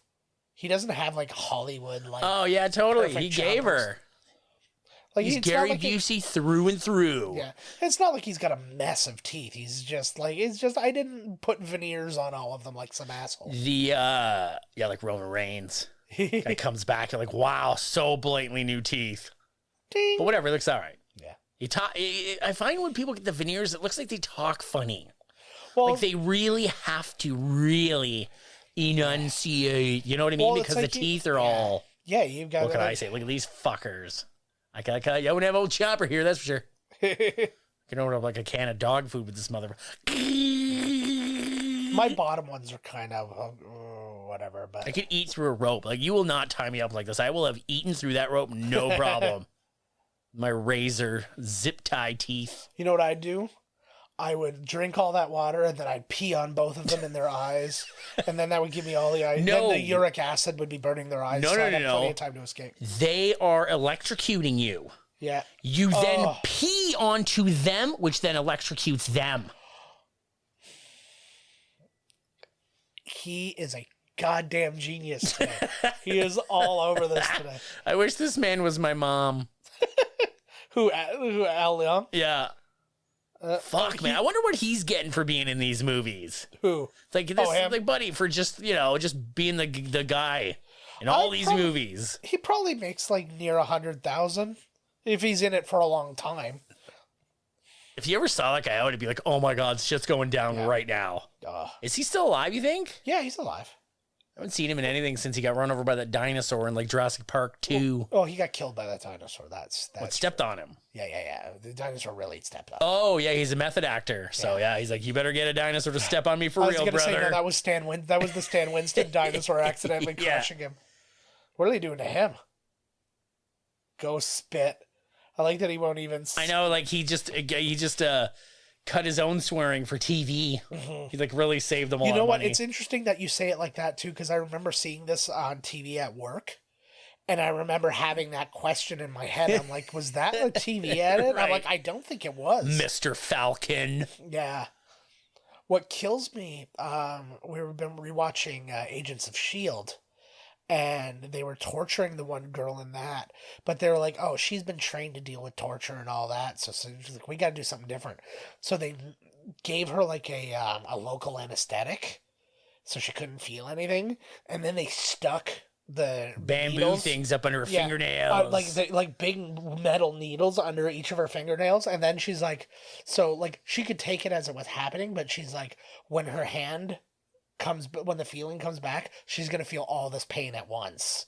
And that happened, and she started like screaming, and I was like, oh my god. It was like that friggin', you know, I get caught in these videos. I'm like lying in bed and I can't sleep. So then like, what videos are you being caught in? It starts off with like zit popping, and then it goes to like ear wax coming out, and then it's like dog boogers, and then and then it goes to the kind of videos I'm watching before bed. But go ahead. I lost what I was saying. Fuck it. Yeah. No, you were just watching all those videos. It was something what we saw here because it was going to go into. It's a good thing she shaved her armpits, so these bad guys aren't like, what a monster. Wouldn't that be just funny, though, if she just had hairy pits? Big old hair. Yeah. Like, oh, fuck. That sounded, just those first couple of notes, it sounded like Halloween. Yep. Okay, I'm totally crazy. That's awesome. Yeah, come on, Riggs. Pa, pa, pa, pa, pa, pa, pa. You know what I saw the other day that blew my mind? It made me want to watch Lethal Weapon for the show, too. Or not Lethal Weapon, Naked Gun. I was watching, we air that old... Due South, the Mountie show. Oh yeah, Due South. And it's like in Chicago and the Mounties there or whatever. And he brought like his like mentor Mountie in, and it was Leslie Nielsen. Oh no way. It was like he wasn't playing a funny role. He was playing. Well, he's a great actor. He can do anything. anything. He's a very good actor. Anything. I miss him a lot. Me too. But he was one of those guys who I think he just had too much fun doing the fun roles. If they were to come out with another Naked Gun, who would be Frank Drebin? That's a brilliant question. I don't know. Think about it. Everybody out there, who do you think would be the new Frank Drebin? Because he's a little slapsticky. You want a little old. You gotta. I don't know. I don't have a good answer for that off the top of my head. And he took it so seriously, like his lines when he did it. That's what made it so funny. And that's why he did that's why he was brilliant in Airplane and all that. He was look at the people are still. He just shot the bartender and some other guy. And everybody's still just chilling. It happens all the time. Well, there's a good band on. What are you gonna do? I paid cover charge. Man, like oh my god, was that a bad guy or just was like didn't like that guy's tie? Unclear. Wow, like. That's like that whole thing with Han, where like, did he shoot the guy first? Who gives a fuck whether he shot the guy first? Yeah. He's supposed to be a badass. Yeah. And he shot the guy. Big fucking deal. Yeah. The guy was a scumbag. He shot him. Or as they add in the Disney version, they added just one extra shot for some reason. Well, because the guy pulls his gun first, and then he shoots him. Well, no, it's not even that. So what happens is the original version, Han shoots first. Then then George Lucas changed it to Greedo shooting first. Right. Then Disney changed it so it's a little bit closer. Like they were both intending to fire the whole time. Kind of thing, so it's not one person reacting. Well, no, because he knew. Yeah, my idea is that he knew the guy's gonna shoot him. Yeah, and I think he's like, "Fuck you, boom." Their editing of it made it seem that way because in George Lucas's version, Greedo fires and his head moves very poorly. By the way, right? His head goes like this, like it's almost like they just remove it and it goes over here, and then that pan and scan, and then he fires, so it's more reactionary. Right. Whereas this one, they did an edit, so it looks like they shoot each other like near the same time, like they were both planning on doing it anyways. But right before that shot, it goes to one extra shot of Greedo's face, and he goes McClunky, and then that shot happens, and it's just like McClunky. Like, where did this come from? I fucked your mother. That's what McClunky means. That probably. He's like, you fucking asshole. You're dead. I don't even know who my mother is. Didn't you watch Solo? Dad? Yeah. That would be a great twist. Greedo's his dad. I like that. Go, I know you've been tortured a lot, but I have too, and I'm older, so you go deal with it. Has he been shot? No, well, I think they were torturing him. Eat your heart out, Tom Cruise. They were torturing him in the chair. You talking to yourself? Or yeah. Who's he talking to? General McAllister's the name of his penis.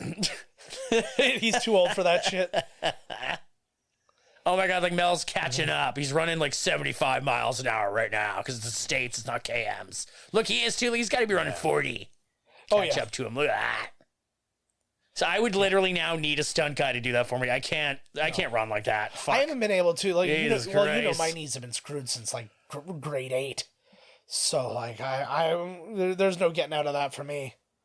It's a good one, man. This movie holds up. It's good. Yeah. It was funny because Carrie asked me, like, I guess there was a possibility that softball might come back this year. And there's some people who are trying to get a team together. And she was asking if I was interested. I'm like, I can't lift my left arm over my head. What am I supposed to do? Just have like you'll have a pinch hitter, Yeah. a pinch runner, a pinch batter, a pinch outfielder. Pinch outfielder. Because that was the other part too. Is like, if the team I was going to be on, there's no way I wasn't going to be outfield. And the first time I ever tore my rotator cuff was playing baseball because like my arm's only so strong. My shoulder's been hurting me since going back to the gym. I got to watch out. Mm-hmm. Like I've torn both rotator cuffs, one of them twice, and I've had bursitis. Nice. So I'm done with shoulder. Oh yeah, the bursitis is that's not fun. Yeah. Murtaugh's got to be coming, man. We can't just have Riggs doing all the shit here. I know. They didn't even kidnap anybody in his family. I know, right? Yeah. But he's having the time of his life. Yeah.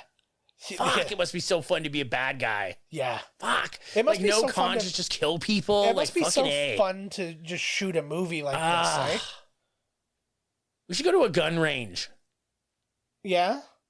You like shooting guns? I've never been. I've never really been interested. I don't care.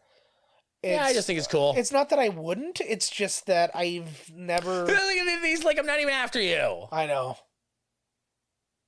And he also has a machine gun there with him, too. Yeah. Oh, that's literally just... That was such a cool scene, because somebody's going to be like, what the fuck, man? Yeah.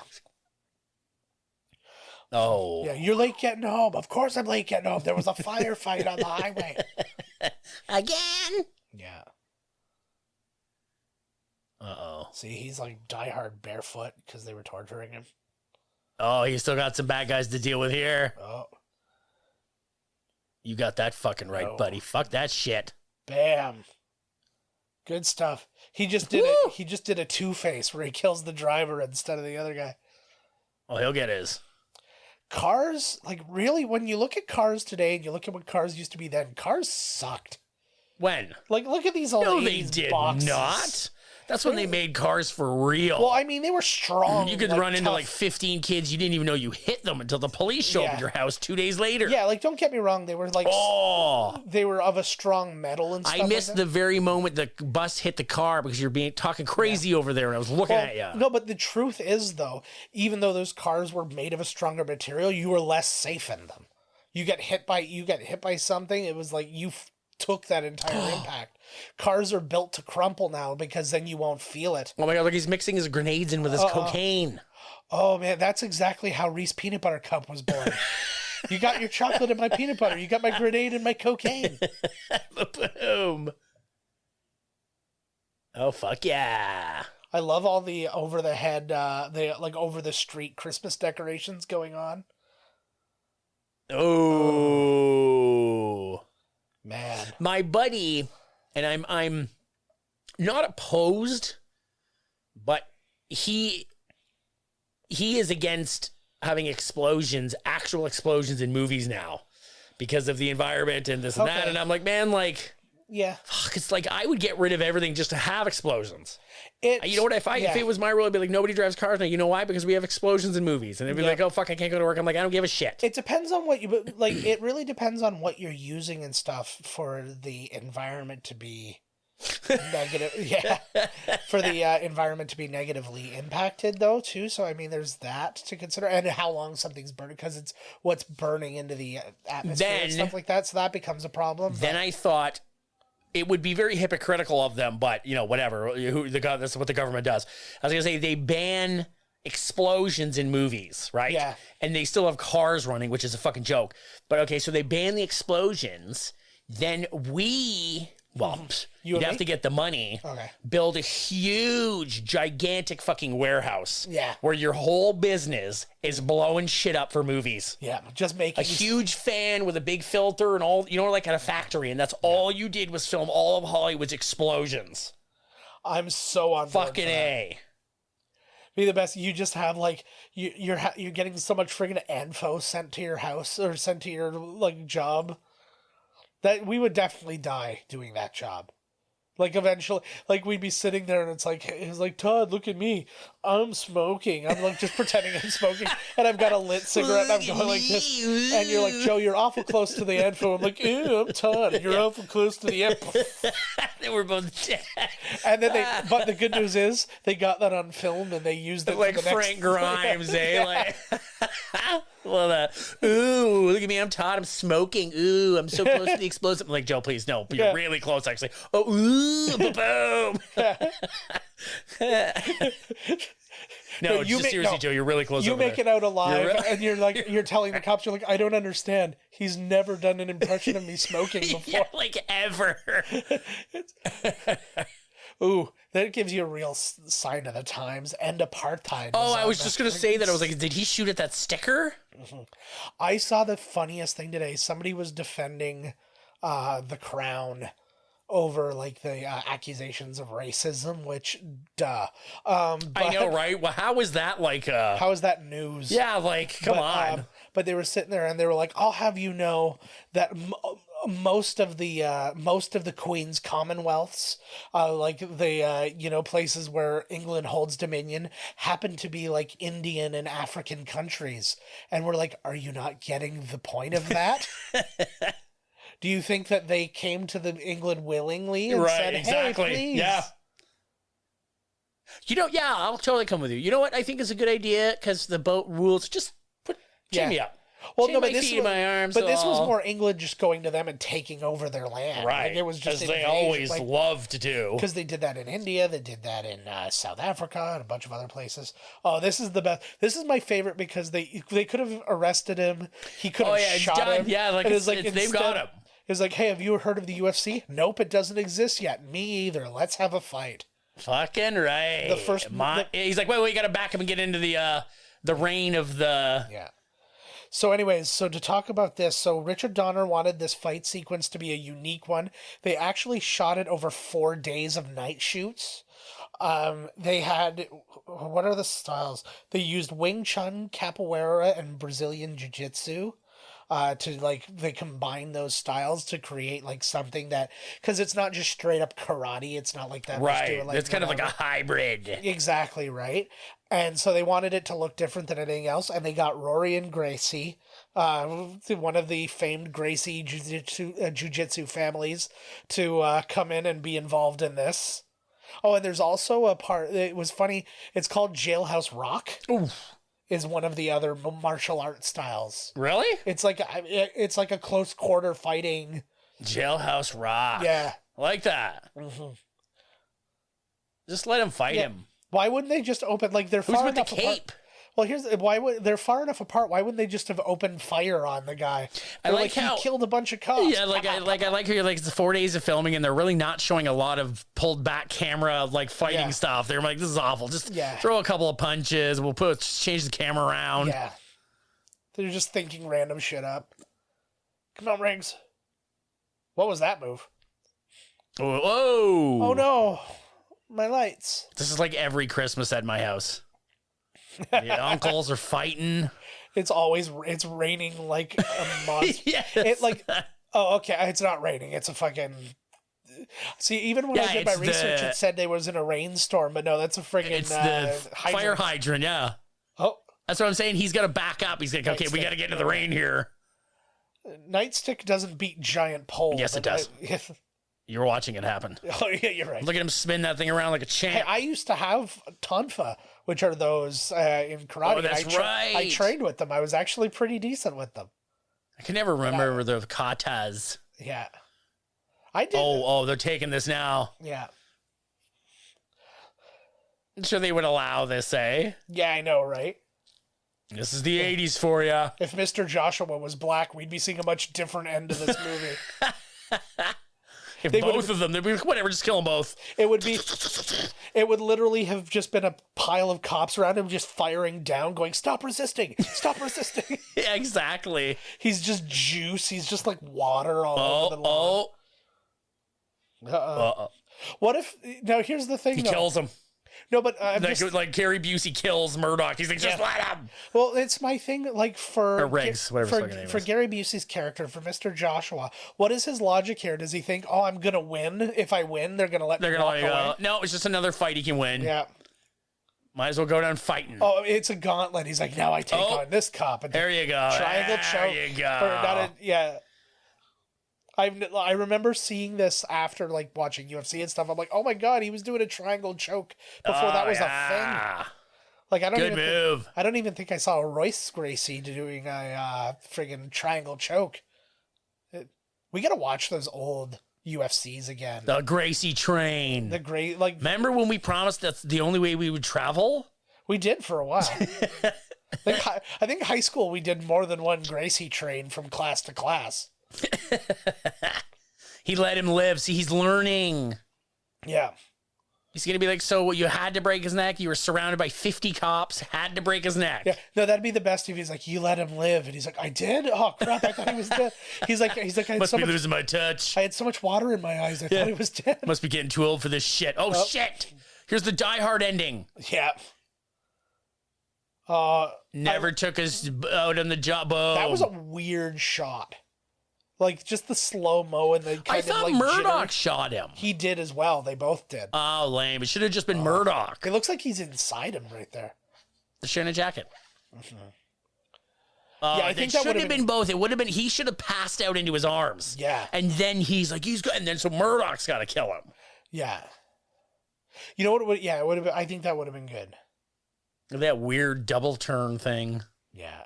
Look at the chin on him. You know what? My favorite scene in any of the Lethal Weapon movies is at this gravesite in Lethal Weapon 4. There's a scene where he's sitting down there. He's basically contemplating whether or not it's okay for him to ask Rene Russo to marry him. And then Leo Getz shows up behind him. Very serious scene, and he just comes up and he's like, when I was a little kid, I had this frog. And he tells this story about this frog, and then he's like, and he died, and he's like, and I got another pet or something like that, and he's like, I didn't love it more, I just loved it different. He's like, I just thought that might be relevant right now. Right. And then he just kind of looked, and it's like, but he had like this like emotion of like went back to being a little kid with his dead pet, and I was like, it was so good. It was just such this like emotional, like not over emotional, but just this raw scene. It was so good. Yeah, and like to get the new frog doesn't mean I don't love the old frog any less. Or and then, but the best part of that scene was right after that he finds out that Rene Russo's having her baby, and he gives him a hug, and then there's this little moment, or no, it's right before they go in the hospital. He gives him a hug. And then he gives him this like excited little, because it's the first time he's really received love from these guys. And he gives him a hug and this kind of little pat, and like you see like this happy puppy in him, and it just makes me want to cry. Okay. Oh my god. Okay. Oh, get in there, you fucking asshole. Yeah. Somebody's got to come out. Mm-hmm. You saved my life multiple times, Riggs. You can have my daughter tonight. Come on now, get the fuck in there. There you go. Riggs. Riggs. You used to do that all the time. It made me laugh so goddamn hard.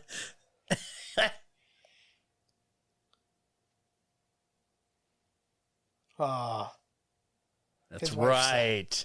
His wife sucks at the cooking and shit. What?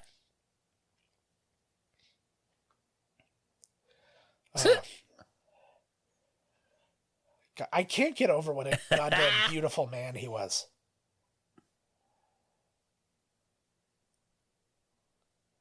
Oh, yeah, there he is. He whistles really well, too. I know we're praising He's Mel Gibson, come on. Yeah.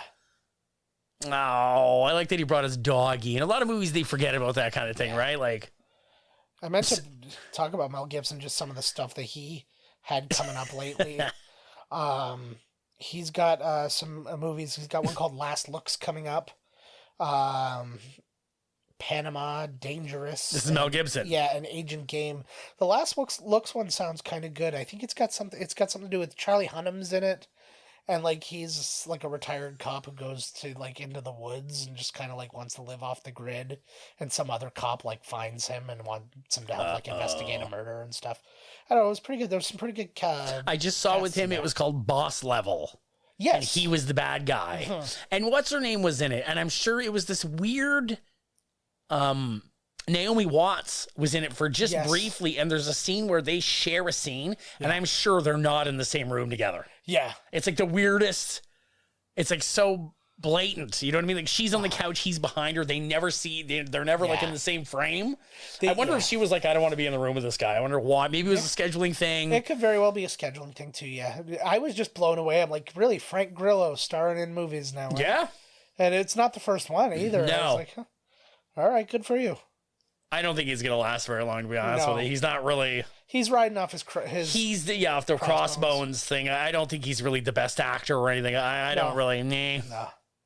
He made, in his own way, a good Punisher. Yeah, you know, I love John Bernthal, and I keep seeing him in movies. Yeah. And I'm like, he's so good, but I do not like his Punisher at all. I didn't mind his Punisher. I hate that rage. Every day, he's like, oh my God. I'm just like, oh my God, like... Get over it. If Mel Gibson can get over it in one movie, Frank Castle, I mean, come on. Yeah. I liked there's times when he used it, but like when he was in a lot of pain and you kind of like, he draws from it to kind of like get up and keep going. I was like, I get that shit, but that cat is smiling right now at how much you're petting it. She gotten really cuddly over the years, and I think it's only because now that Carrie's allergic to her. She's now so down. Literally, the one day she fought with me she got on Carrie's lap, and I'm trying to get her off, but like if you try and like push her off, she's gonna like claw in. And she's like, "Screw you! You love me now." She's like, "You will love me now." And she was really just like digging down as hard as she could. Like, I'm not going anywhere. She's like, not until this one dies. And I was trying to get over to me so I could pet her. Right. So she would be getting what she wanted, but she'd be off my wife. Who's of course dying. not. Nope. Exactly. And she's like, no. Nope. It was just like a cat, man. It was like my cat Zoomer when I lived at home and I'd have homework, and she's like, "Oh, I'm gonna lay down and get homework." That's exactly it. That's why I got rid of her. Anywhere. Well, and that was my point over here. Because she was trying to lay on the goddamn this computer. is the only place you want to be, of course, right? Fucking cats. All right, guys, that's it for this one. Holy shit, those are quick credits. It's the 80s, because there's not like 45 minutes of like dudes working in the fucking clickety-clack. Exactly. All right, guys, so that's it for this week. Find us at miscastcommentary.com. Email us podcast@miscastcommentary.com. Find us on Twitter at miscastpodcast. I'm at miscastjoe. Todd's at miscasttodd. Miscast Commentary is our @ for the Instagrams. And all those other good places. Join our Discord, the good stuff. You'll hear from us next week, mini episode, coming attractions episode, where we announce that next movie we've been teasing way too much. Well, I've been teasing way too much during this episode because I just can't not talk about things I know. That's basically the long and short of it. It's just like, I know about that. Let's hear me talk for 10 minutes. All right. So until then, that's it for us. Bye-bye. Bye. This has been Miscast Commentary with your hosts, Joe Finley and Todd Murray. Executive producer, Joe Finley. Be sure to like, comment, and subscribe to the podcast wherever you listen. Visit www.miscastcommentary.com for all news related to the podcast. Miscast Commentary is a Miscast Media production.